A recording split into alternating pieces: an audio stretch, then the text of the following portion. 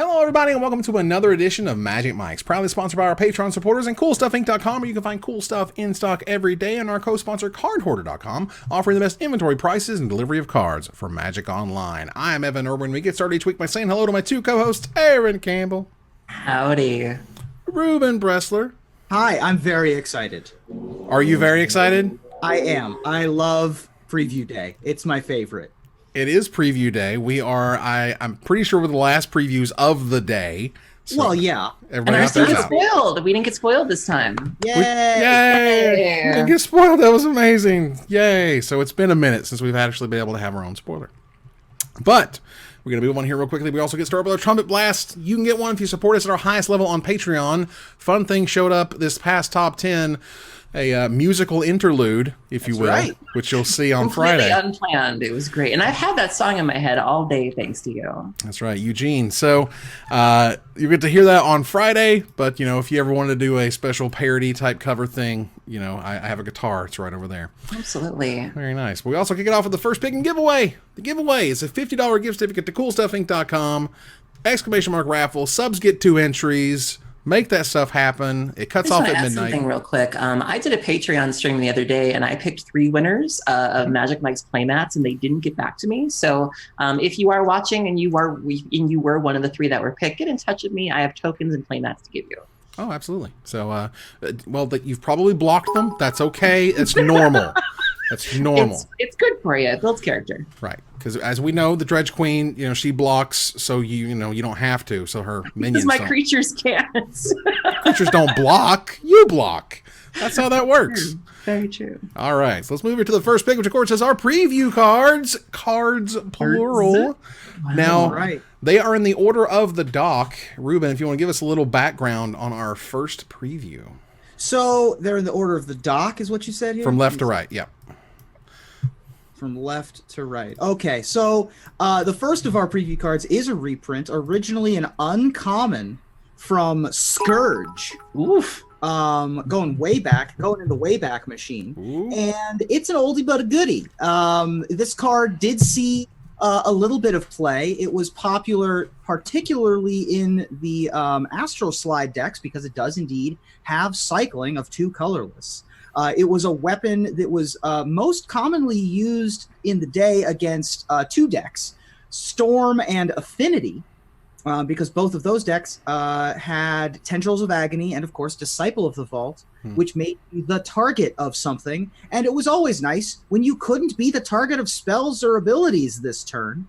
So our first preview is Gilded Light. Absolutely, right there on your screen. White, it's an instant. You can't be, or you gain Shroud until end of turn now. Wow. with the new text. It used to say you can't be the target of spells or abilities this turn, but now you gain Shroud until end of turn. And it has cycling of 2 colorless. Absolutely. So 2 generic mana, discard this card, draw a card. This is now a common. It was an uncommon in Scourge. It is now a common. This is going to go right into the, what's it called? Astral something? Astral Drift. Tokyo Drift. Astral Tokyo Drift, 2 Magic, 2 Gathering. Yep. This is a tool in the toolbox now for all of those decks, which is sweet. But we're not done. And I think the even more exciting of the 2 is our second preview. Can I talk about this one? Please. So this is a card that means a lot to me personally. My first Modern deck ever was Living End. And so anytime I see a cycling card, especially a creature, I get very excited because I'm probably not going to be paying full mana for this at a full mana cost, but I will absolutely cycle this and then bring it back. And, you know, Amonkhet gave me a little bit of that action, but we've been getting a lot of cycling in this set. And this is also a card that saw a lot of play when I was in the Community Cup a couple of years ago, the vintage. I think it was the Vintage Masters cube had just come out, or Vintage Masters. And so I was forcing green, black, and madness every time. And this card was almost always in my decks. Our other card is Krosan Tusker. Nice. So Krosan Tusker is 5 colorless and 2 green. It's a creature type boar beast with 6 power and 5 toughness. Cycling of 2 and a green. Discard this card and draw a card. When you cycle Krosan Tusker, you may search your library for a basic land card, reveal that card, and put it into your hand, and then shuffle your library. I want to reanimate this thing so badly. Yeah. This is another good cycling creature in Pauper for that Reanimator deck that's been popping up there. Always been a solid card. Of course, it also top aided Pro Tour a number of times in the Block Pro Tour Venice in 2003, in 3 different decks. It was in a Beasts deck. It was in a pair of Explosive Vegetation decks. And it's kind of cute too. Look at him. Yeah, little boar beast. Yeah, Reuben boar beast. Absolutely. So this was a powerhouse in cubes. This actually got a little line added to it at the end. Do this before you draw. That didn't show up until Masters 25 version came out. That's but it was good clarification. But it wasn't always. But it was an uncommon in that. It was a common here. But it's been in Pauper for a while if you needed it. But now it's in Modern, and now there's lots of cool cycling cards to use with your super cool Astral Drift thing. So I feel like that's a deck. Maybe it's not a good deck, but it's a deck for sure. So those are our 2 preview cards. Thank you so much to Wizards of the Coast for providing those free of charge. Yep, and I'm going to tweet them right now from the official account. Please do. So that was sweet. But we are at this point, I believe all the mythics have been spoiled. Previewed. Yes. And I think almost all of the rares have also been previewed at this point. So we have all chosen 3 cards that we want to talk about. I don't think any of them may surprise a lot of you. But that said, I want to talk a little bit about Sword of Truth and Justice. It's not Sword of Law and Order, which is, I think, maybe a little miss. I know, right? I know, right? Bum, bum, bum, bum, bum. Like I would sing the theme song. Truth and Justice, but not the American way. Nice. Well, Sword of Truth and Justice is 3 generic mana for a mythic artifact equipment. Equipped creature gets +2/+2 and has protection from white and from blue. Whenever equipped creature deals combat damage to a player, put a +1/+1 counter on a creature you control, then proliferate, which means choosing a number of permanents and/or players, then give each another counter of each kind already there with a quip of 2 generic mana. Now this is the familiar Sword of blank and blank setup. Yep. And while I'm not the largest fan of the black and red one, and I certainly see why people have been disappointed in various ways, this card is nuts. And everyone who keeps discounting it is like blowing my mind, because I've already got friends and people who have been playtesting with this card in their cubes, and they're like, this card is the truth, and it just goes absolutely bananas. And God help you if in your blue-white control deck, Gideon puts this thing on him and smashes, and it's just gross. It's amazing. This card is super good. I don't know if it's good enough to see play, but pro white and blue is some pretty strong protection, in my opinion. And I just love this thing. It's great. Clearly, you guys don't give a crap. Yeah, I mean, it's fine. This one to me is fine. I mean, it's relevant protections, which made the red-white one super good.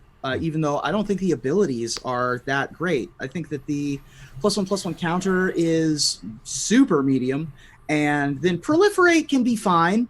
But I don't think that it's I don't know. I don't know where it goes. I'd ideally like to have you dead before you can cast that. So well, that's also a problem with the swords in general. But in terms of, comparing this to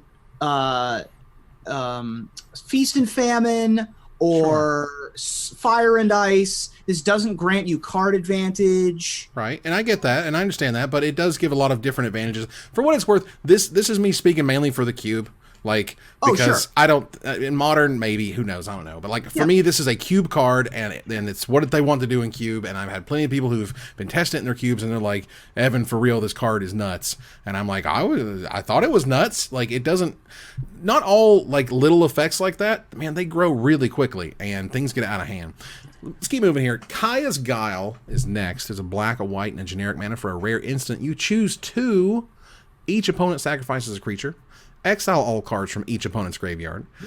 Create a 1/1 white and black spirit creature token with flying, or you gain 4 life. And it has Entwine of 3 generic mana.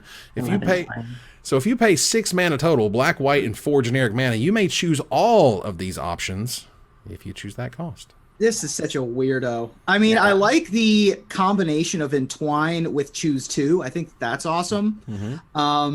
This is a lot on one card. A 3 mana instant to remove a graveyard is relevant. It's not super offensive graveyard hate, Erin. I mean, you can see it coming with white and black and 3 untapped mana. I think that you could probably see it coming against I don't know, Mardu Pyromancer or whatever could possibly run this card. It's really good against Storm. That's the one that I like, is that you gain the life and remove the graveyard. That's a cool ability. And it's got the other corner case stuff of making a 1/1 for 3 mana. Yeah, it's fine. I mean, this is no Kolagon's command, even though it's trying its best. But yeah, this card's really good, and I would be surprised if this one did not sneak its way into Mardu Pyromancer or some sort of Esper control kind of deck or something like that. I like that they gave the card to Brian Brown-Duin because he was the biggest Obsidian fan for the longest time, and not only did Kaya kill the Obsidian, but to kind of add some insult to the injury, it's like, oh, you get to preview one of her cards, and he's just like, and he made this nice little short thread about what Obsidian means to him, and so that was nice. Very nice. All right. So my last card I want to talk about here is Wrenn and 6, the 2-mana Planeswalker, red and a green for a 3 loyalty mythic legendary Planeswalker Wrenn. +1, return up to 1 land. +1, return up to 1 target land card from your graveyard to your hand. -1, Wrenn and 6 deals 1 damage to any target. Or -7, you get an emblem with quote instant and sorcery cards in your graveyard have a retrace. This card is insane. And amazing, and like Loam and Legacy is just nuts. Oh yeah, if you're not, you get your copies away from the Loam while you can. And I'm not saying that as a Dredge person. I'm saying there are other decks that are going to be, Seismic Assault, lands, and Legacy. Like, get them now, because between that and the cycling lands, they're going to get dumb. They gave so much to aggro Loam in this set. Not just, I mean, we'll talk about all of today was cycling day, if you couldn't tell. There were more exciting cards, but there were also a billion cycling cards that all happened today, which was super cool. Well, cycling's just so good. I mean, we learned that after going back to Amonkhet. Like, there's no reason like that can't be an evergreen mechanic. It's just great. Absolutely. Yeah. It's so excellent, and there were some amazing cards with it previewed today. Wrenn and 6 in particular, going in that aggro Loam strategy alongside Bearsmic Assault and some of the other new stuff that came out recently. But yeah, I think that there's a possibility of a Life from the Loam Wrenn and 6 style engine returning. There's also the line of land, Mox Diamond, discard Wasteland, Wrenn and 6 return Wasteland, and then Wasteland your opponent for the rest of the game. With Wrenn and 6, putting it out of bolt range. It immediately jumps out of bolt range, which is super relevant. Also very good in, from what I understand, the Valakut decks in Modern as well. Why does Valakut want this? I don't know, but I saw that Valakut girl or mean Valakut girl tweeted and was like, "Hey, we finally got the Valakut card," and I was like, "Oh, I don't understand how that deck works." Bless her heart. I mean, look, turn 1 Forest Simian Spirit Guide, Wrenn and 6, or Fetch Land, Simian Spirit Guide, Get Back Fetch Land. Like, there's so many. Is the one. There's so many good scenarios in which a 2-mana Planeswalker becomes super relevant. Kill your Noble Hierarch is a thing. Get back my Fetch Land is a thing. Get back my Wasteland every turn is a thing. Like, holy cow. Also, this can pick off Noble Hierarchs and, random idiots like that. So, Birds of Paradise. And it's insane. The fact that it can handle turn 1 creatures, like you go, even just a regular old land go, and then they go land Champion of the Parish. Yeah. Or land, Mana Dork, land any 1 toughness creature, and you can pick it off is pretty spectacular. Yeah. If anything, it makes Giver of Runes that much more powerful. Sure. And that is the 1-drop that does live through Wrenn and 6, which is incredible. But, Aaron, they made a Dredge card. Yay! What did I tell you? What did I tell you? We said. I told you. You over here doubting, and I told you. I was kind of hoping they wouldn't, because I wanted to have the distinction of playing the most broken mechanic in the game. Like, when I saw the Storm card, I was like, all right, well, the door is open to make a Dredge card, but I was like, they won't. Like, they've been very open about the fact that Dredge is a mistake, and I kind of wanted, like the "you can't fire me, I quit." It's like, well, I didn't want a preview card anyways, because I wanted to be able to brag about that we were so broken we couldn't get one. And then I was at work today, and I was in the middle of a very important phone call. For those who don't know, I deal with retirements and investments, and so I had a young lady on the phone who wanted to like redo her whole portfolio, which I have to be paying attention for. And somebody sent me a DM of the Brad Nelson tweet with like the eye emoji, and I was just stuttering. I was like, "So you wanna you want to put some shares where? And I'm like, the one thing I need to be like focusing on, and my mind was not on this lady's portfolio at all. So Shenanigans came out. Dredge has a red card, and it is amazing. So for 1 and a red, it's a sorcery, and it just says destroy target artifact, and then it has Dredge 1 on it. And this is hilarious. And the flavor text is really what brings it home for me, where it says, pricey baubles are no match for cheap tricks. Like the cheap trick, like I get it. Like, oh my god! And, like amazing. This card just makes me so happy, and I'm anxious to see what we can do with it. And even just fair red decks. I mean, this is just repeatable artifact destruction. Any red deck that wants to deal with artifacts can like just do it. Like, see, we talked about it with Life from the Loam. You don't have to be playing Dredge to be playing Life from the Loam. Sometimes just having that engine is amazing, and so I'm really excited about this. People have talked about that it's Chromatic Lantern that's being destroyed there, which is really, really cool. And Chad, of course, is like, you need to hang up the mountain. If one of you wants to come over and hang up, that's what we said. Hey, I can cut. Let's cut to the tape. Where a Dredge card in the set, then I'll hang up the mountain, and not only can we put a Dredge card in the set, not only. Red Dredge card. Red now has the 3rd most Dredge cards all time. I mean, you can't spell dredge without red. Let's face it. That's good. That's good. I guess I'll have to do that then. So no, I'm very excited about this card, and thank you, Wizards, for throwing us a bone. Yeah, really interesting design here. I think that Dredge 1 is, I mean, in terms of broken, Dredge 1 is not going to break many things. Again, another card for this aggro loam deck, because you replace your draws off of cycling with another shatter to be able to take care of, you know, Hardened Scales Affinity, or any of these newfangled Blasting Station decks, or hate cards like Damping Sphere or anything along those lines. And it's a repeatable effect every turn or every draw. You always have access to it. Chad is so excited. Boys, there's enough prints to go around. You guys can hang up my Stinkweed Imp while you're here. You can hang up my Life from the Loam print. I'll put you guys to work. Come on over. It's fine. Wow. All right, so let's talk about Hogaak. Oh, speaking of bones. So this card actually leaked yesterday. Wow. It just makes me feel good. I'm sorry. So, but Erin, it's a risen necropolis. It doesn't have any Earl.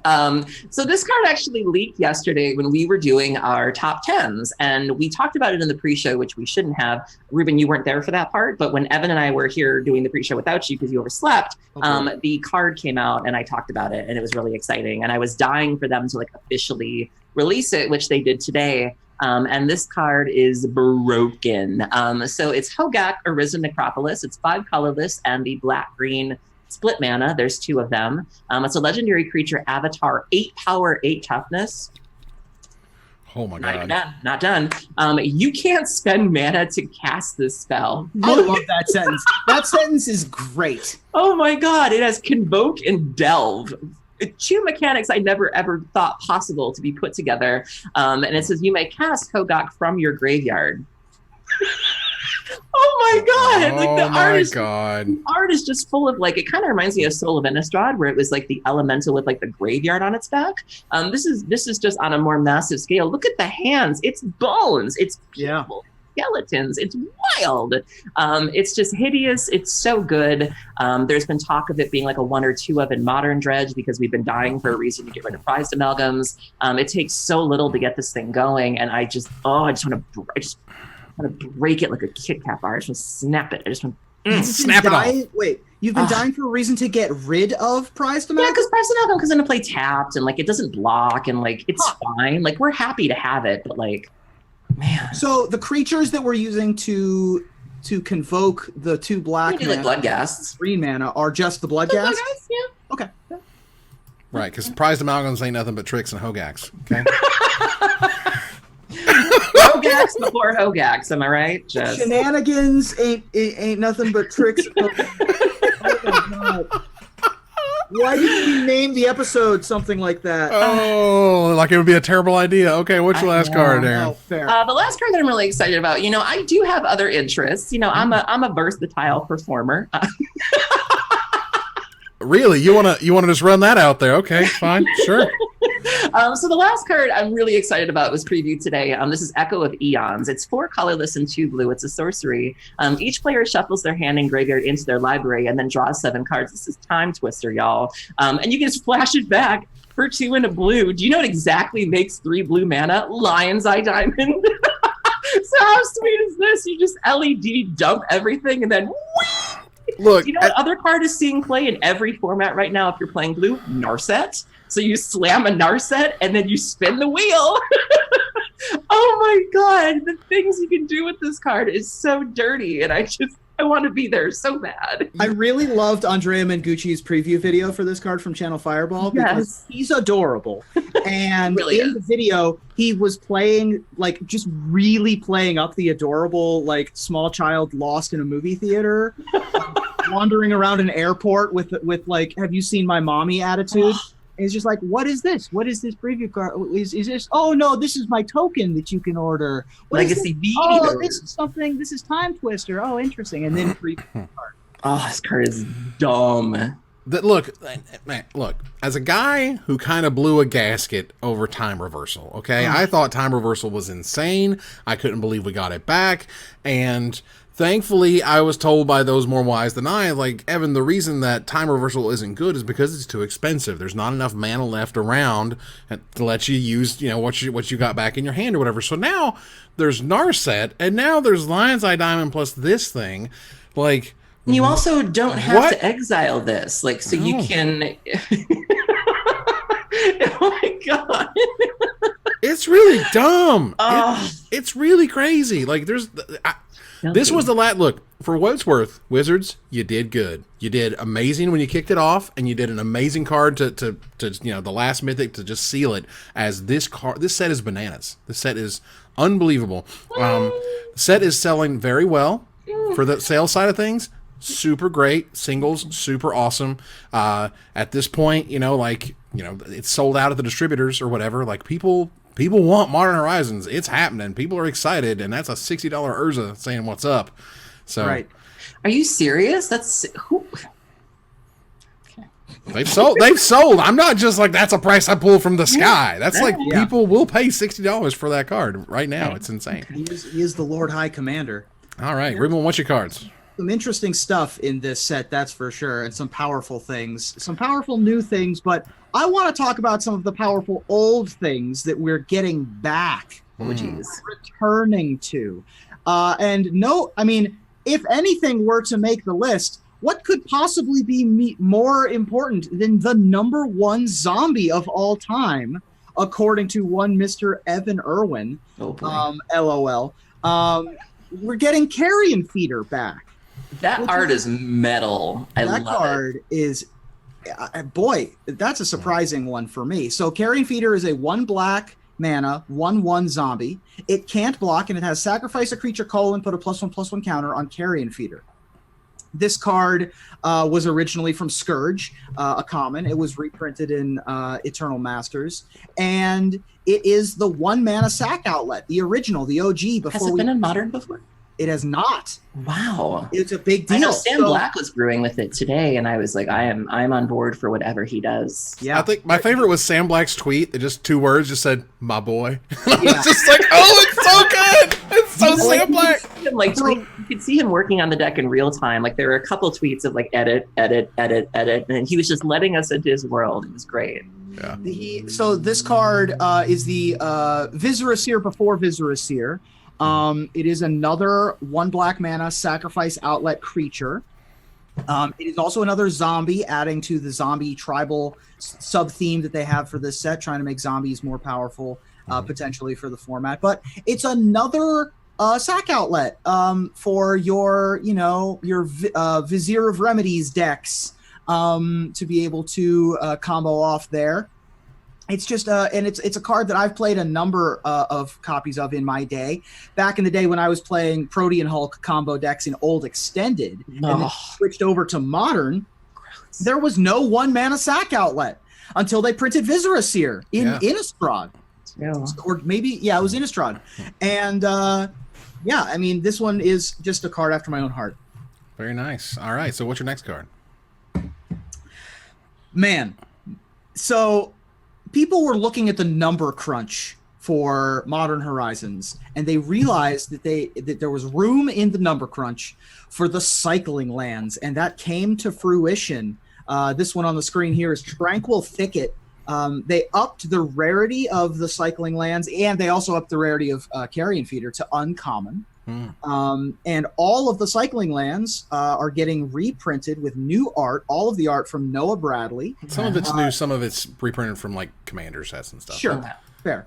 But they're all being reprinted in now, and now they're legal in Modern, which is a huge deal. So they come into play tapped. They tap to add 1 mana of the basic land colors, one of the 5, and they cycle for that color. So, Tranquil Thicket and Forgotten Cave are the 2 biggest in Legacy, and of course, as we've mentioned, Aggro Loam. So we're going to get a Life from the Loam deck of some kind. The Life from the Loam decks are really some of the most powerful draw engines in Legacy. Card advantage is card advantage, even if the cards are still just lands. So these are going to be, I think that these are going to see a massive amount of play. Maybe not as much as the Canopy lands that we discussed last week. Those are definitely going to start seeing play in basically every deck is at least a one of. These are going to see probably more play in some of the control decks, just as not as a focus, just as another thing that you have, and then certainly in the decks that are focused on cycle. It's like the Amonkhet had the dual land cyclers, and you would play those in control decks, sometimes just because you could play on turn 1 or whatever, or you just cycle it late game. You still have that option with these cards. That Astral Slide deck is happening. Astral Drift, Astral Drift, they've given you all the tools. They literally given you all the tools. And I know I don't have it on my list, but the promo Astral Drift that literally has a Fleet Wheel Cruiser drifting around the corner like it's Ludacris and Paul Walker is hilarious. Wow. But the cycling lands are super good. The green and the red and the green and red ones for Aggro Loam, the white one for the Astral Drift decks, the white and the blue ones for the Terminus decks to be able to cycle a land in Terminus on an upkeep or something like that. That's a huge deal. And so I think that those are going to be great. And my last card, I have a bone to pick with Mr. Evan Irwin because okay. Evan does not respect Nether Spirit. Back in the day, maybe. Not now. Not now. This card's unplayable. This card's for Commander players. Like that's it. That's all you got. I don't think that this card's good in Commander. No, I don't think it's good in Modern. I think if you're playing any sort of 8-rack deck, you definitely want this because you're probably not running any creatures. This is, it sees playing Pox in Legacy. Sure. Okay. Yeah. He's playing Pox in Legacy. There used to be a deck called Nether Go or Probe Go. So what? Tell us about the card. Blue-black control deck. So Nether Spirit is originally a rare from Mercadian Masks. It's a colorless black 2/2 spirit. At the beginning of your upkeep, if Nether Spirit is the only creature card in your graveyard, you may return Nether Spirit to the battlefield.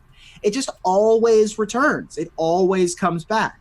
And so it's an inevitability kind of clock in your smallpox 8-rack decks, in your control decks. If they try to kill it with a lightning bolt, you know what? It just keeps coming back. It keeps coming back.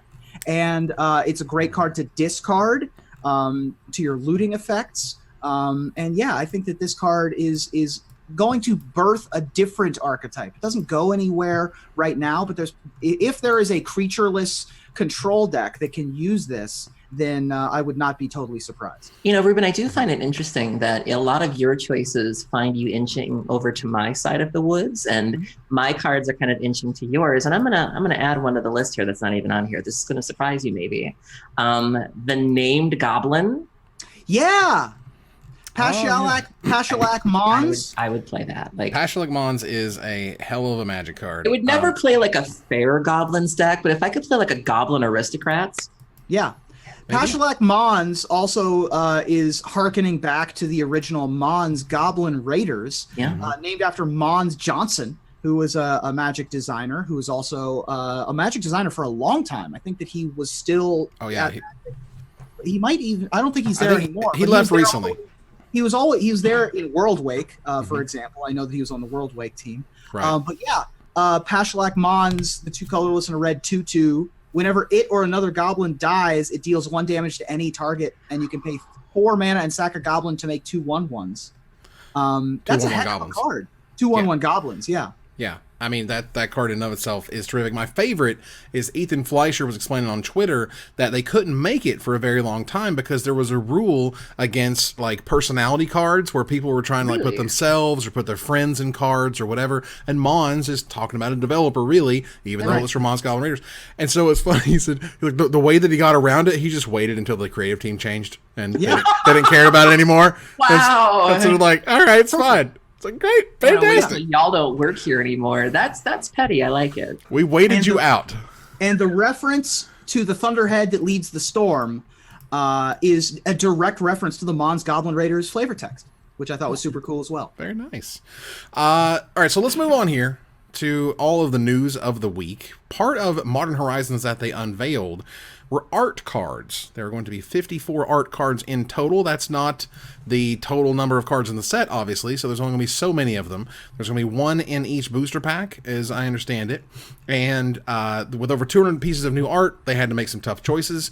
It's interesting, Cynthia Shepard, the art director, personally ordered the collector numbers by hand, looking for interesting groupings as they were all displayed together or in a binder. So they actually noted if you put them in the 9-page binder in order, they'll have maybe a theme, or maybe they'll all, have the same color. Yeah. And I thought that was really cool. So Wizards has never done anything like this. This is just a giant experiment. Do people like them? Do they collect them? Are they going to be worth, anything on the collector's market or whatever? That's a big question mark, but I like the idea. It celebrates magic art, and that's great to me. Weird. Awesome. Yeah, I did not realize this. All right. Well, Wizards of the Coast has another problem in terms of the name Modern Horizons. Once again, we had Masters 25, or, the 25th anniversary, whatever, which that was a thing. Iconic Masters when it didn't have iconic cards in it. And now we have Modern Horizons with a ton of Commander cards in it. And where Mark Rosewater has to go out on his blog and say it being straight to Modern was one of the big hooks, so that's why it ended up with Modern in its name. His point isn't that Modern players won't enjoy it, it's just that it was designed with more than just Modern players in mind.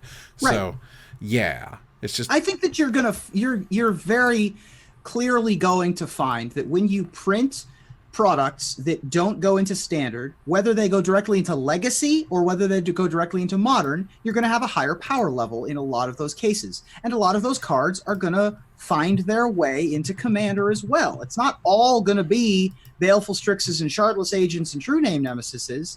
Some of them are going to be, Commander cards. So when you have Modern Horizons, it gives you the excuse to print cards that you can't really print in standard, and also don't make flavorful sets in standard, right? Like, where are you going to put Morphadron or those kind of cards in a standard environment? They don't go in a core set, and they don't really go in Dominaria or Ravnica either.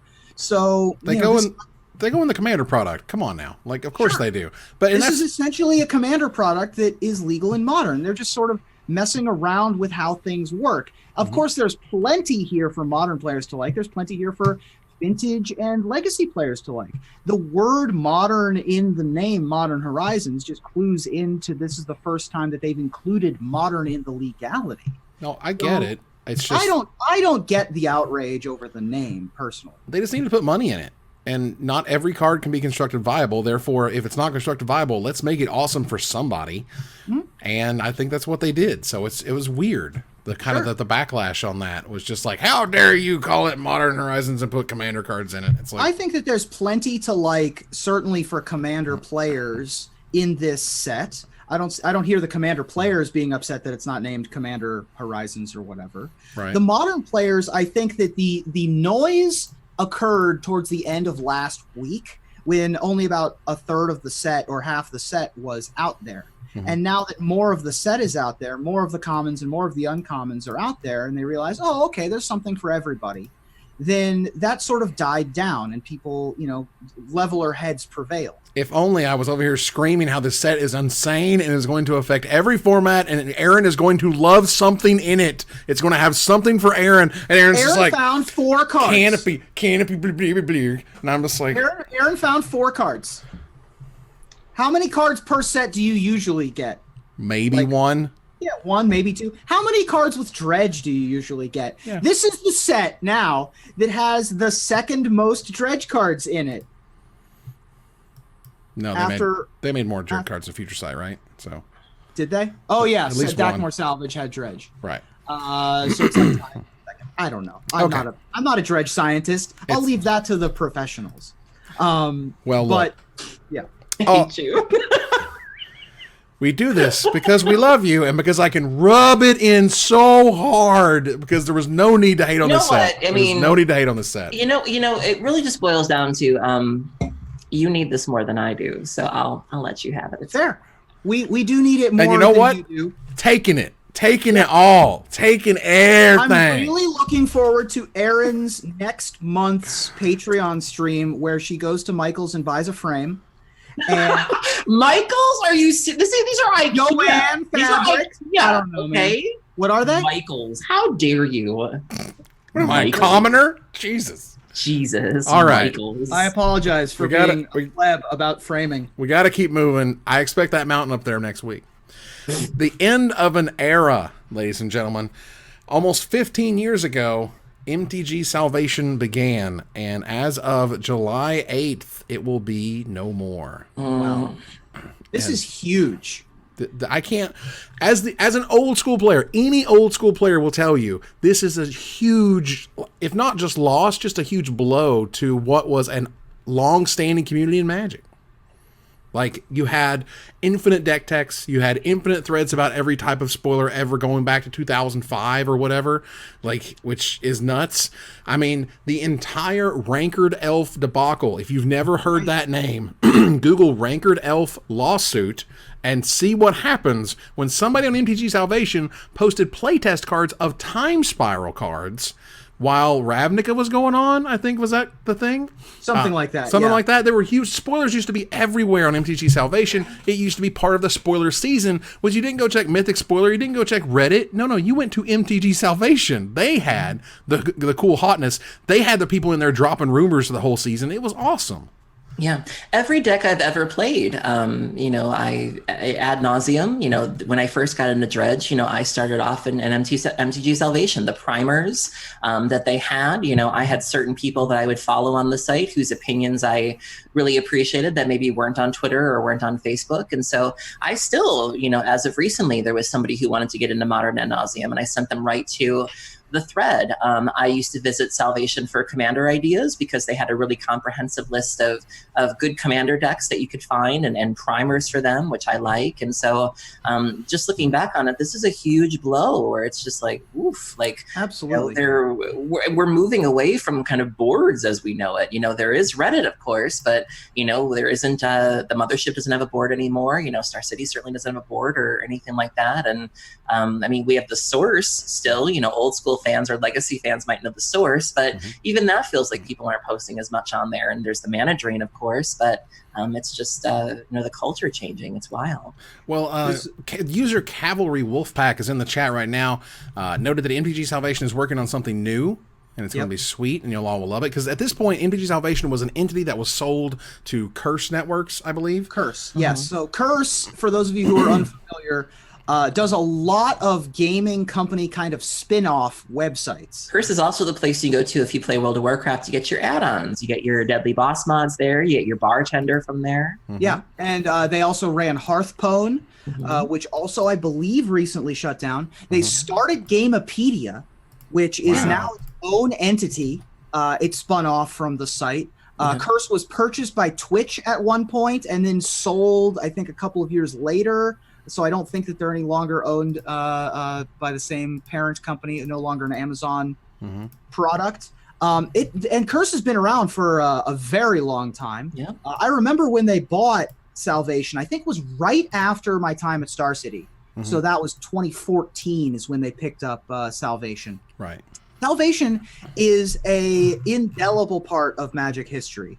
If you ever need a primer on any deck, ever, really, you go to Salvation and there's 20 to 30 pages on people discussing why this card does this, why this card isn't in this, etc., and how to play the deck and how to learn the deck. Beyond that is a huge Vorthos community. As far as I'm aware, it was the only Vorthos community for a long time, before many of the new podcast communities started popping up. It was the only place that you could really learn the flavor of anything before Gamepedia came about. Whenever I Google an old Magic card, some of the first search results will still be threads about those cards. Be it how to build certain old commander decks, what cards to play in legacy formats, whatever happened to this professional player, that kind of stuff. I'm so happy that the site is going to be archived. But I hope that it gets frozen in amber forever, because to lose those resources would be devastating. My favorite memory of MTG Salvation is when I first started playing Living End, and I would check up every once in a while, and it became a running joke because there were always people in the Living End threads that were like, why aren't we running this card? And it's like, because it costs less than 3, fool. And like every spoiler season, I would hop in there just for giggles because a spoiler card would come out and they'd be like, guys, we should put this in Living End. And it's like, oh my God. And so, you know, if you ever wanted to like feel better about yourself, go look at the Living End thread and all the people who still don't understand what the card does. Wow. Wow. Well, look, all I know is that there is some concern for me personally, because the reason that Star City Games didn't keep their forums in read-only mode is because that software didn't just freeze in amber just like the content. You can't just say this software doesn't work the way it's always worked. No, if there's an exploit that's found later, it has to be patched. If there's something that changes, you got to have resources that you have to pay for in order to keep that thing existing. So Curse may not exist in 5 years, 10 years, 15 years. What happens when that goes away? Are we just stuck with archive.org and we hope they got everything? I remember that the first time I ever saw the Dredge Primer in Legacy, literally like the first paragraph was saying, if you're fine with people hating you, or like you have to, you know, because sometimes they'll say like pros and cons of like playing a deck, where they're like, you know, it's fun, it's aggressive, it's controlling, and then like they'll have like the cons. And I remember that at the top of it, it was like, you need to be okay with people hating you, and I was like, done. And then I kept reading the primer, but I'll never forget at the top of the page, it was like, if you're going to play this deck, you got to know what you're signing up for. And I was just like, I felt like I was being led into some like dark secret where it's like, are you in? And I was like, totally. It is wild how quickly this news came about. I mean, MTG Salvation previewed Sword of Truth and Justice just a couple days last week. Yeah. And so they were still, you know, tweeting news and posting things to the site, you know, just as recently as yesterday. So really quickly, just want to note here, as this happened live, Unsettled Mariner has showed up. What's that? It's a blue and a white for a 2/2 rare shapeshifter with changeling. That also means this is a human. That's important. Let's hear what it does. It's also a spirit for that deck. Whenever you, or a permanent you control, becomes the target of a spell or ability an opponent controls, counter that spell or ability unless its controller pays 1 generic mana. Ooh. That card is going to cause some serious problems. Yeah, that makes Abrupt Decay cost 3, makes Lightning Bolt cost 2. Boy, that is... Well, you can't counter Abrupt Decay. You cannot counter that spell unless it pays 1. Okay, so sure. Does nothing for Abrupt Decay. You're right. But it makes Fatal Push and all the 1 mana removal cost more in those, you know, 1-drop, 2-drop, 3-drop decks. That's really sweet. So anyway, got to move on. We have an update here to Magic Online. This is the Modern Horizons and Play Lobby update, where they can talk about how you can buy Modern Horizons. Essentially, you get the bundle, you get 25 the untradeable Modern Horizons tokens that they're going to give you. And a new entry option specifically for this set being these tokens. You can get 25 tokens, and a Sarah the Majestic Avatar, a Flusterstorm promo card, and for $50 essentially. And if you go down here, it notes that you can use 10 Modern Horizons tokens to play in a draft, which is a thing. You can do a sealed league, which you can use 20 Modern Horizons tokens. And there's a Phantom League if you wanted to use 5 Modern Horizons tokens, or you just want to sort of play the thing. The Play Lobby update's coming, and this thing looks fantastic, honestly. Yeah. The bar is low, granted, but I mean, the fact that we have even somewhat pseudo new and nice and slick graphics on what is an incredibly old horse, as it were, is really, really cool. I gotta say, I have been pleasantly surprised by all of the developments given and done to Magic Online since Arena happened, which is kind of amazing. For all of the ills and for all of the consternation, specifically around the mocks, the Magic Online Championship event, they've been doing some good stuff. Shout out to Ali Medwin, godmother of the Trans Mafia, who's in charge of Magic Online now. Way to go. I was particularly impressed by this announcement because they were talking about consolidating the events now. There's not going to be, if I understand it correctly, there's not going to be any more friendly or competitive leagues. They're just going to be leagues now, which I think is a really, really good idea. It was very hard to define what exactly was friendly or competitive. There have been times where I would play a meme standard deck in the friendly league, and then I would get my butt kicked by tier 1 decks. And then sometimes the opposite would happen. You would have a serious event that you wanted to test for. You're there with your tier 1 deck in the competitive leagues, and then you're up against Panza, and you're like, what is going on here? Am I in the competitive league? And so, nobody was really ever honoring those distinctions, and no one really ever knew what they meant. And so I think it's good, and especially after the win trading that was happening, in Pauper last week, being able to do away with that, I think this is just universally a good thing. Yep. Evan, you're muted. Okay, thank you. Oh, the old Evan's muted. What sells it is that we can hear the button. Click, click. Evan's stupid. All right, cool. Well, either way, that's terrific stuff, and I'm excited. If nothing else, that Magic Online, good or bad, warts and all, we're stuck with it. This is what we got. Let's make the best of it, essentially. Yeah, I like Magic Online. Obviously I lean towards older formats. I've been playing Commander on there recently. A lot of people were really surprised that I was playing Standard on there the other day. I really want a third-party economy. I don't have the patience to grind herbs or mine diamonds or whatever you guys do for your cards. I don't have that in me, but I will absolutely go to somebody like Card Hoarder and give them my money and get a deck and just start playing. That's the life that I'm about. And so Magic Online gives me that experience, and I get to play older formats, and I like it. I'm a fan. I typically I harvest grain. I chisel rocks. I chisel the rocks. I do the You're rocks. you have to open your own little factory. I don't have that kind of time. I carve wands. Oh my god! All right, we got to spell scrolls. We got to keep moving here. Miss Rachel Agnes, who is at Baytog, BAETOG _, who is one of the funniest community members we have. Absolutely hilarious. And then just kind of out of nowhere, as of yesterday, was her first day as #WotC staff. Yeah. This isn't a surprise to anybody who's been paying attention for a while.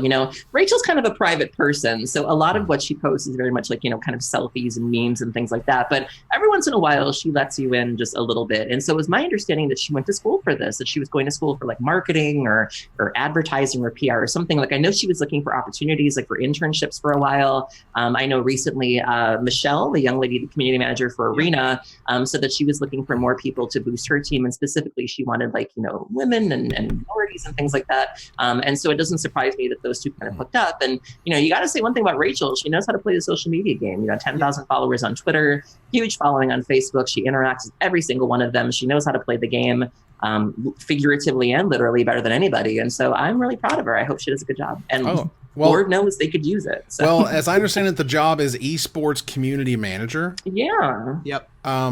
Wizards, what's an MPL? Can you tell me what that is? Well, hopefully now that we have an esports community manager underneath Michelle, who is the influencer manager, then we're going to get answers to that.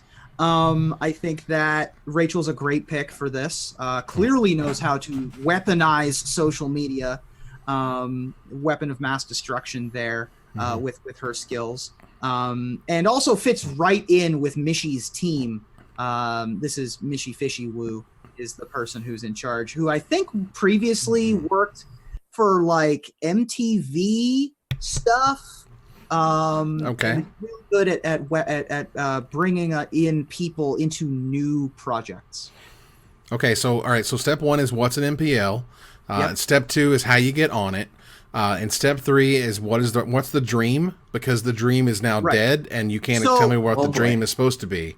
Michelle and Rachel aren't going to be doing the policy. They're just going to be selling whatever the policy is. They're going to be communicating it. Yeah. Yes. So as long as they have a message to bring, they're going to be able to correctly bring it to the people. Well, I think I think bringing the message is only part of it. I think it's also about keeping the car on the rails too. You know, one of the criticisms that I've had for a while is that nobody's doing that, you know, specifically when it comes to, you know, the MPL, if you Google, you know, just Magic Pro League, the top articles are all bad. And so they need somebody to like get the car back on the rails, get people talking about the positive things, spin that message to what you want to be out there instead of what people are really talking about. And so I think bringing it is part of it, but controlling the narrative is also another. And I hope that with Rachel on board, they can do that. It's just amazing that the question got raised weeks ago, and they cannot answer the most basic question about what should be their $10 million program, and you can't tell me what it is. That's weird, and we'll talk about a little bit more why later. Anyway. There is a European Modern series that showed up late last night, this morning, and it's a new series of events taking place through Europe, targeted Modern players. Two types of events, the European Modern Series qualifiers and the European Modern Series finals, the artists formerly known as PPTQs and RPTQs. Because there will be 7 finals events, these will be multi-format events with both Modern and Modern Horizons draft, and you have to win a qualifier in order to play to one. And the winners will be given a slot in the Mythic Championship in Richmond, Virginia. And those who make top 8 will each receive a San Diego Comic-Con 2019 promo set.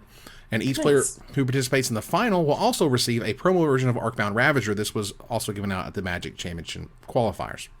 How do actual Euro folks feel about this? Are they happy about it? Oh, they're stoked, and as they should be. Okay. And I'm happy for them, no doubt about it. But, Me too. But I want you to think about this for a second, okay? Imagine you were in WotC EU, okay, and you wanted to make Modern a thing, right? You want to make Modern help be a thing, and you're like, well, what if we made this series? We don't call it a PPTQ or an RPTQ. Right. We'll call it like the Modern thing plus the finals, because that's a term.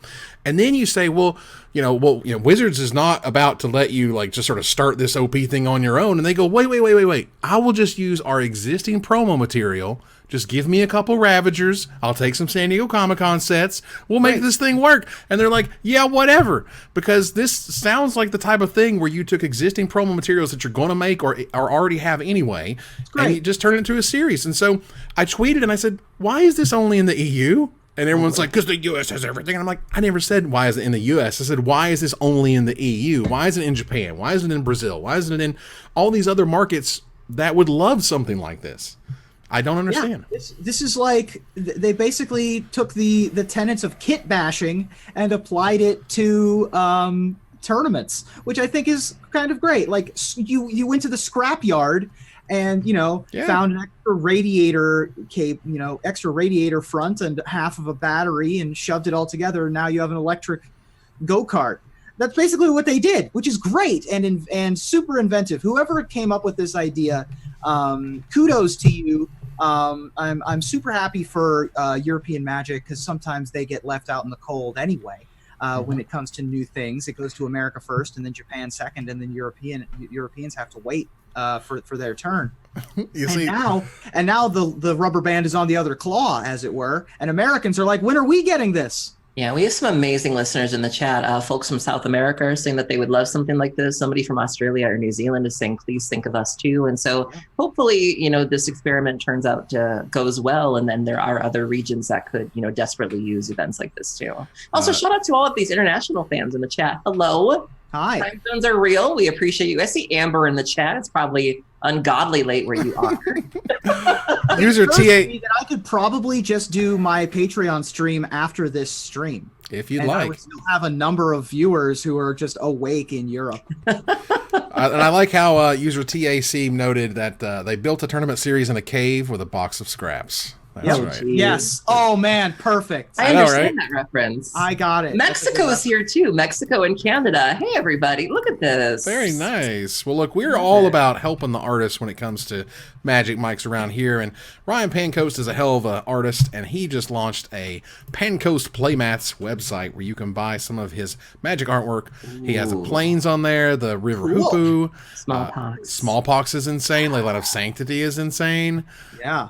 So if you want to support the artist, if you want to have an awesome piece of Magic art on a playmat, you can now go do so. The River Hoopoe is my favorite. I'm a big fan of River Hoopoe, and always have been and always will be. That was a Young Mage preview, if I'm not mistaken. Nice. And now it gets to be on a playmat, so that's kind of great. All right, moving on. It occurs to me that we did not, even though they aren't new arts, I still wanted to shout out John Avon did the art for our preview Gilded Light, and Kev Walker did the art for our preview Krosan Tusker. Even though those arts are 20 years old, still wanted to give credit where credit's due. More like 15, I think, I hope. Yeah, whatever. They're more like 20. All right, so Dana Fisher disappeared off Twitter the other day, and it was a Which weird... was terrifying. It was kind of terrifying when someone, particularly a young person, just poof, and you're like, okay, well... They fixed this it. happened right around the time the Young Mage thing happened, which we'll talk about, but it was like in the same time frame. It was like, where'd they go? Bringing these babies back is like the plot of a horror movie. Someone's taking all the magic kids away. Nice. River Hoopoe being Young Mage's first preview, Yeah. which is awesome. But Dana was back. She mentioned that I linked the tweet in chat and had time to come back to reveal her preview card, which turned out to be Llanowar Tribe, which is 3 Llanowar elves literally stapled together. Yep. 3 Llanowar elves, seriously. Who needs an Urzatron when you just go Llanowar elves, Llanowar Tribe, 7 mana? Like, okay, that exists now. That's a thing. Elftron. I think it's great. I think it's wonderful. And welcome back, Dana Fisher, of course. Absolutely. We missed you. There was a MPL Fathers story, I'll link here in the chat, about Seth Manfield and his wonderful family, and how he kind of deals with, the pressures of being Family Guy dad versus playing Magic and traveling all these weekends and stuff. And that was a thing. I was a little unhappy with the photo that they used. I feel like they stock photo. Guys, if I die, find a better photo for me for them to use on the news. You know when you're watching the news and it's like Martin Stevens, 38, was found dead outside his apartment. And they've just got like him from college with 2 red solo cups in his hand. Like, that's the best they could do. Like got him with a Nokia phone, seriously. This isn't great. This is some stock photo, Shutterstock kind of stuff. I wish they'd found a better photo of his family, or at least sent out. I do want to talk about the content of the article a little bit. It was...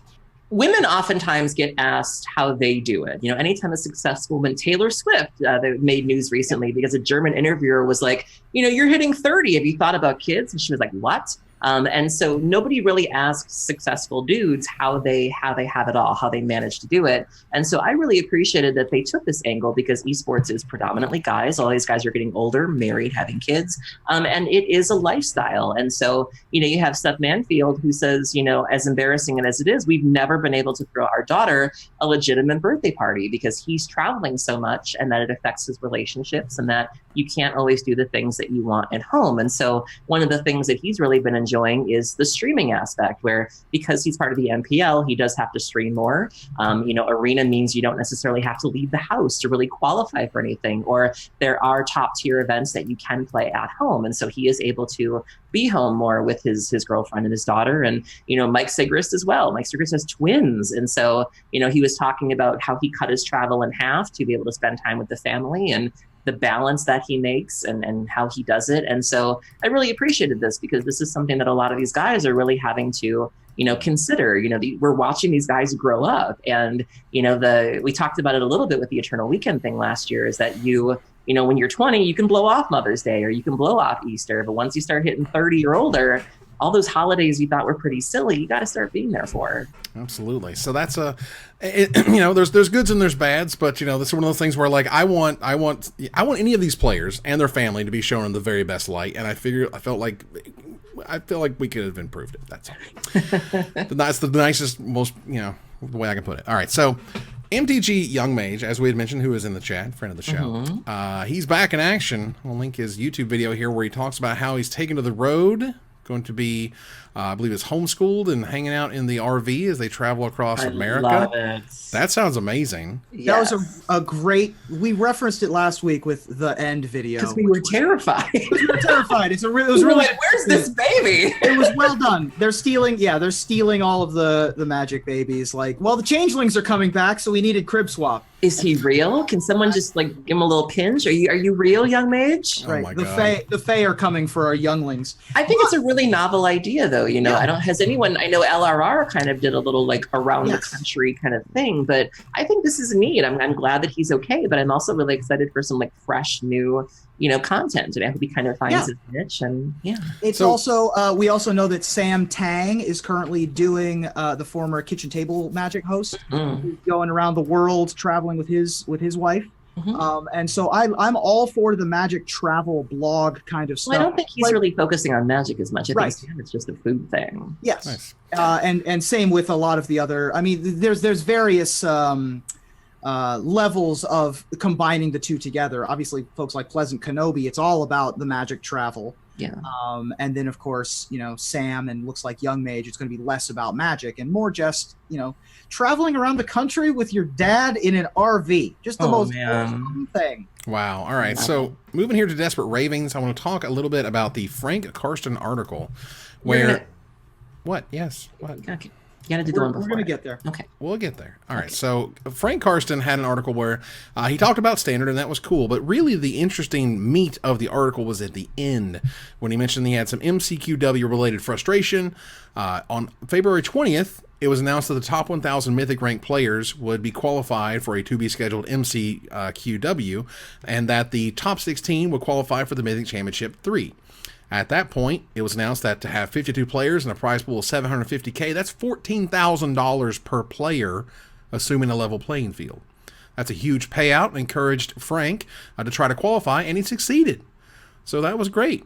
At rank 468 with 5 hours to spare, he let his rank decay to 817 as the season ended, which I was have fine. no idea what any of these words mean. It's fine. But ultimately what happened was... on April 28th, it was announced the top performers in each of the 4 MPL divisions, remember they're doing the Magic Pro League thing on the weekends, that they're going to get a guaranteed slot in day 2. That was not originally announced. That was like, hey, surprise, we're going to let people in, kind of start on day 2 because we can. On May 13th, in the article that announced the addition of Savich, let's see... despite an earlier claim that qualification is based on performance in the Mythic Championship events over this next year, it was announced that 16 discretionary slots would be added to the Mythic Championships. Wizards just said, we're adding people, get over it. The total prize pool didn't change, so that means the expected prize winnings are now 10 grand per player. This is a 28% reduction in value, essentially. And then, on May 16th, it was announced that the first tiebreaker used to determine Day 2 advancement during this Magic qualifier weekend will be the highest Mythic rank a player achieved during the qualifying seasons. Remember when he said he let his rank slide? Because he didn't know that rank was important, and then suddenly it's important, and they didn't say that.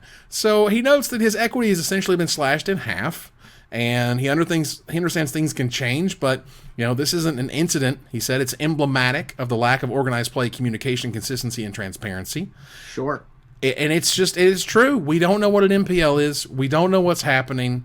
I hope that a hire like Baytog, Rachel will do some great there because they need it for real. This is getting awkward and it's really starting to affect things. I don't know if you guys have noticed Grand Prix attendance lately, but it ain't been insane. Okay, it ain't been amazing. They're spreading thinner. I mean, they put a lot of the eggs that used to be in the regular organized play basket into Arena, and so it was going to be spread thinner anyway. Then all of the communication issues have been occurring.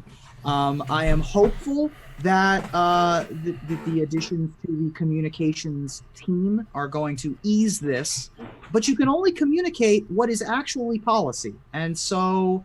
I worry for Rachel and those the folks that we know in those teams because they're in a hole, right? They've woken up deep in a hole and now need to climb their way out. All right, so we'll move on here to a story about sanctioning and playing certain formats. Someone's LGS that they go to for Modern F&M for 3 years. They average not a high player amount, but a consistent player amount, which is great. But they noted yesterday their store owner said that Wizards is going to drop their long-standing sanctioning because the only formats that fire are Modern F&M and pre-releases, even though the pre-releases always sell out because of the new player engagement rules. These are the things that Wizards is measuring as a store, and you need to play standard or draft or sealed or something in regards to a format that they want that's going to count towards that player engagement, and Modern doesn't. Also note that Wizards pissed off a bunch of stores because they don't count D&D anymore either.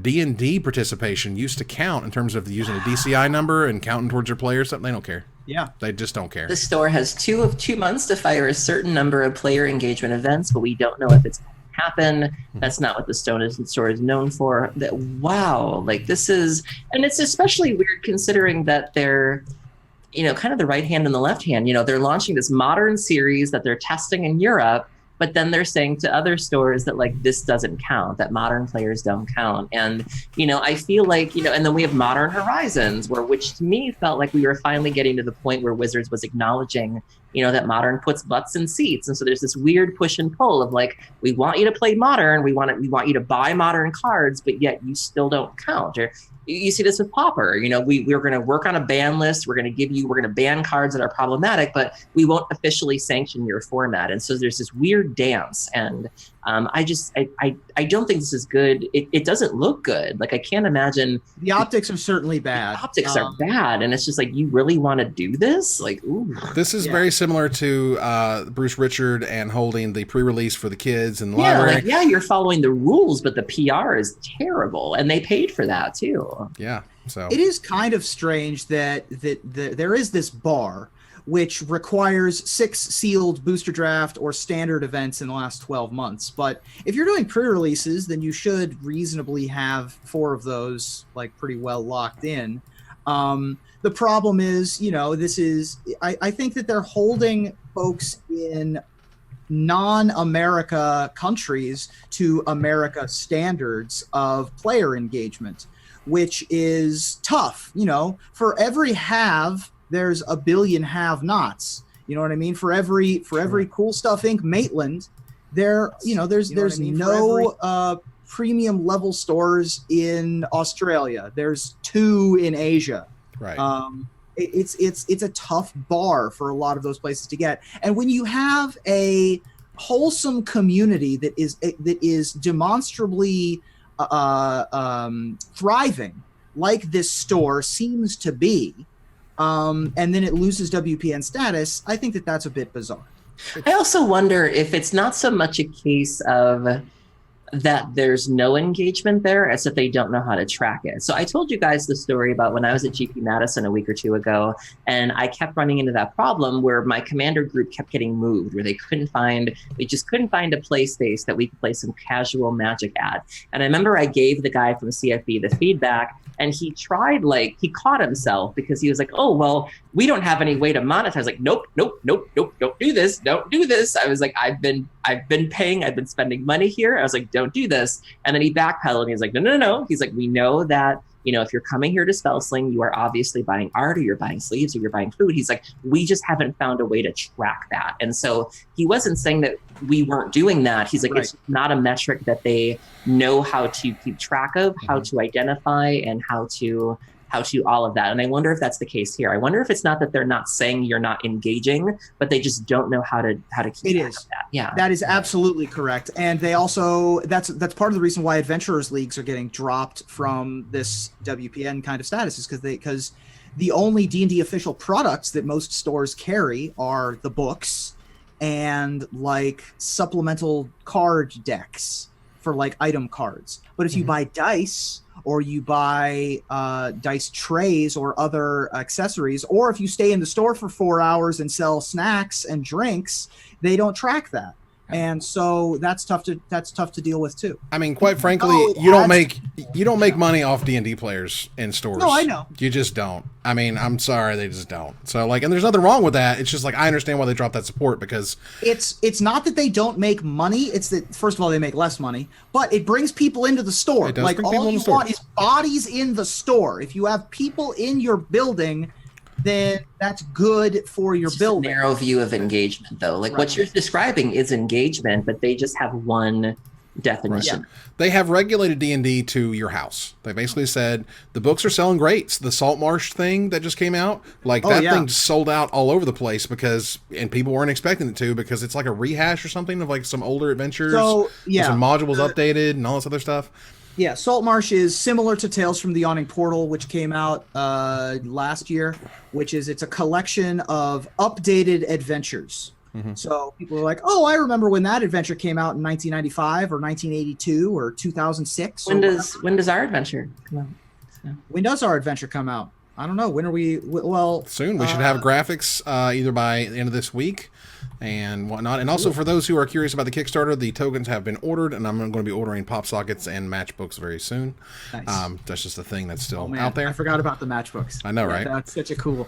But yeah, we're going to be doing our D&D Magic Mike's show soon. It's going to be great. All right, so we have ran out of time. I have to pick a winner. I know, right?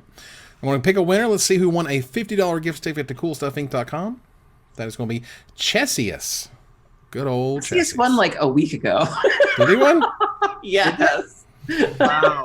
Rigged. Rigged, exclamation mark rigged, which we do on the magical auctions all the time because Martin Casa has won the gift certificate that we give away there many times. Chessius is like, I just want to die. Did it. We did it, fam. We got there. All right. Sometimes you win twice. Yep. Please contact Erin if she hasn't blocked you already. She might do so now. I wouldn't block him after giving. I mean, I totally would, but you would. You would. It's fine. Not there's anything wrong with that, but it's fine. Okay. No. All right. So let's move here to our thanks as we turn the corner to the finisher. Let's see here. Around 6 days ago, CCM White sub for as a tier 1 sub. Thank you so much. That's appreciated. 4 days ago, Netto360 resub for 9 months. Have your sub, baby. Congratulations. What you want to name it? A Johnny Ravane 7 subbed. Thanks very much. Welcome to the channel. Let's see. Now we get to this evening. Netto360 resub for 10 months. Hey yo, sub baby plus extra baby. Nice. King of Weasels, buddy of mine. Hi, Chris. Resub for 2 months. Thanks a lot, buddy. Hey, Chris. The infamous, as you well know, the infamous Bonbon resub for 2 months. That's a big one. You came back to the channel for another month. Thank you so very much. Let's see. Sheth DMMD resub for 8 months. Huzzah for no leak preview, they say. Thank you. Almost got that sub, baby. You're right there. Saborg619 resub for 2 months. Thanks very much. The business, the underscore business, resub for 7 months. That's nice. Thundervorce underscore 1 resub for 14 months. Got that golden microphone next to his name. MTG Young Mage resub for 13 months. Thanks a lot, dude. We really appreciate it. We're glad you're okay. Yeah, it's not the end. That's a good thing, okay? Thy Call Me Steve subbed as a tier 1 sub. Thank you very much. 00 Busy Hands resub for 10 months in a row. New cards hype, they said. I can't. Krizzy Zuskiman? Kraziskiman? He's only been following us since like day 1. Right. Resub for 3 months. Haha, Erin has to put up the mountain. Lol. Demon Alcohol resub for 3 months. Thanks a lot. Let's see. The pilot. Maybe it's the pilot. 2 more, and they'll have a Magic Mike's baby. Also, still pronounced pilot. Oh, nice. You put it right at the end. Wow. Right at the end. Oh my God. Tweak has subscribed. Thank you much. Welcome to the channel. Chris RD19 resub for 10 months and says woof, woof. And then Reuben, you want to hit up those awesome bit givers? Mr. Lubufu said that we may have missed his sub. He's a 13-month subscriber. Thank you. One of our trusted mods. You're absolutely right. It was right there. I'm sorry, Mr. Lubufu. 13 months. You are excellent, and we appreciate you. Well, I haven't done a Mark Rosewater in a while, so oh boy. I guess we'll go with T.S. Saliak gave us 5 bits. Shame MTG 69 bits. House of Shadow 69 bits. Nice. Oh, not good with my cough. Thunder Voice 1, 200 bits in addition to being a sub. Thank you so much. Smilkhouse, 300 bits. Eternally Tribal, 690 bits. That's 10 nices. And Draco Lucian, get it hold of this one, 1,500 bits. Thank you so much. Wow. Wow. 10 nices, also known as what Erin had to do to get a new dredge card. So. Wow. 10 nice ones. Very nice. Well, look. Very nice. You're right. Very, very nice. The 1980s cartoon Dungeons and Dragons may be gone, but it is a pulp culture icon in Brazil where the series remains incredibly popular. So much so that the French car manufacturer Renault made a Hollywood production level live action commercial that brought the cartoon characters to life. The nearly 2-minute long commercial is complete with explosions, a magical bow shooting glowing arrows of energy, and of course, dragons. And it wouldn't be complete without the copyright, officially given permission by Wizards of the Coast, which opens the door to a future Magic crossover. So what product do you think Wizards should allow to license the MTG brand next, Erin? I'm going to do a little something for you. So this new sensual perfume brings a fresh, adventurous, gothic scent. Lose yourself in delirium from Coco Chanel. Reuben? Attack your toughest, meanest projects with Galta brand tape. Ferociously strong tape. Your vehicle's engine can take a beating, right? Well, not when friction takes over. And then sing, so be sure to complete your ride with Phyrexian brand glistening oil to reduce your friction and your conscience. That's Nice. right. Just Awesome. erodes it right away. From Coco Chanel. Some cocoa. Oh, so cocoa. Wouldn't it be Okay. fabulous if you did like the Calvin Klein commercial, but you just did like mechanics, like blanking, handing, Chanel. Well, that ends another live episode of Magic Mics. Thanks for joining us here to discuss all things Magic. Thank you, Erin. Thank you for having me. And thank you, Reuben. Thank you. I have a quick thing I want to shout out. I will be going to Gen Con this summer, and I'll be part of the TPK tournament run by 2C Gaming, as well as the Demon Hunters, a comedy of horrors gaming. So you can sign up for, if you want to play tabletop games with me as your game master, there are many opportunities. So I'll see you boy. I will also, my press pass got approved. I will try my best to be there. I will absolutely be at GP Vegas though. So if you're thinking of coming to Vegas, come say hi to me. I actually get to play in the main event. I'm so excited. So Nice. I'll be playing, I'll be hanging out. It should be a really, really good time. Very nice. All right. We'll move here to our final slide. I want to thank our sponsor, CoolStuffInc.com, our co-sponsor, CardHoarder.com, my co-hosts, Erin Campbell and Reuben Bressler, you guys for watching or listening, and hope you support us at Patreon.com/MagicMics. Please follow, like, tweet, favorite, share, subscribe to everything social that tells people we exist. Catch us online on our Discord, Twitch.tv at Magic Mics, on Twitter at Magic Mics Cast, our Magic Mics subreddit, and like the Magic Mics page on Facebook. Talk to us privately at MagicMicspodcast@gmail.com. Follow the audio-only podcast at MagicMicspodcast.libsyn.com, or find us on iTunes, or join us here next week. Same time, same place, for another episode of Magic Mics. Good night, everybody. With Chanel. Mage. Agnes. Ooh, Madness is a good one. Right. It's a nice one. Good night, everybody.